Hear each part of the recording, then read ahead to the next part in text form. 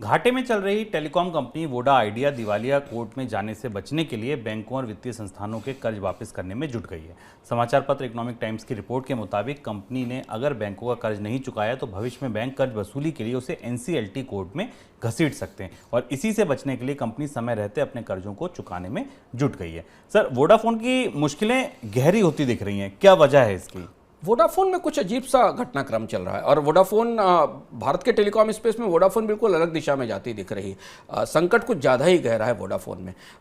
इस संकट को दो अलग अलग संदर्भों से समझा जा सकता है। पहले तो कुछ आंकड़े जो ताजे हमारे सामने आए, जिस संदर्भ में हम समझने की कोशिश करें। जो भारत के प्रमुख मोबाइल मार्केट हैं, बड़े राज्य हैं जहाँ पर भारत में सबसे ज़्यादा उपभोक्ता रहते हैं, जैसे कि कर्नाटक, बिहार, उड़ीसा, आसाम जैसे राज्य जो हैं जहाँ से बड़ा ट्रैफिक आता है, उन बाज़ारों में वोडाफोन का हिस्सा घटते घटते अब 1%, 2% से 9% के बीच आ गया है।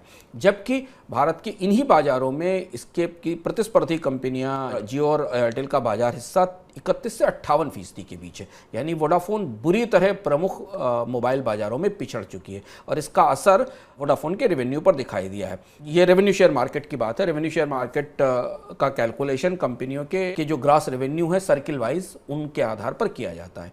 दूसरी जो महत्वपूर्ण बात जो खबर में आपको पता चली कि वोडाफोन को इस समय सबसे बड़ी कोशिश ये करनी पड़ रही है कि उसे कोई ऑपरेशनल क्रेडिटर या कोई बैंक क्रेडिटर दिवालिया कोर्ट में ले जाकर ना खड़ा कर दे।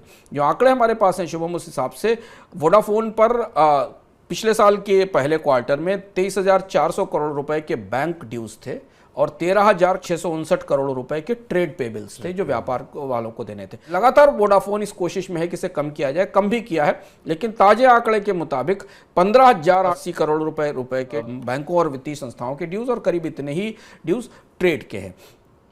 2.2 लाख करोड़ रुपए का कुल कर्ज वोडाफोन पर सितंबर क्वार्टर के अंत में था। अब दुविधा समझिए इस कंपनी की। इस कंपनी के प्रतिस्पर्धी दो बड़ी कंपनियां 5G लेकर आ रहे हैं, नए किस्म की सेवा लॉन्च कर रहे हैं, ग्राहकों को जोड़ने की कोशिश कर रहे हैं और यहां वोडाफोन को जो भी बचत या जो भी पैसा वोडाफोन के पास स्पेशल रेवेन्यूज हैं वो उसे वापस कर्ज चुकाने में खर्च करना पड़ रहा है, ना कि नेटवर्क में, नए नेटवर्क को बनाने में।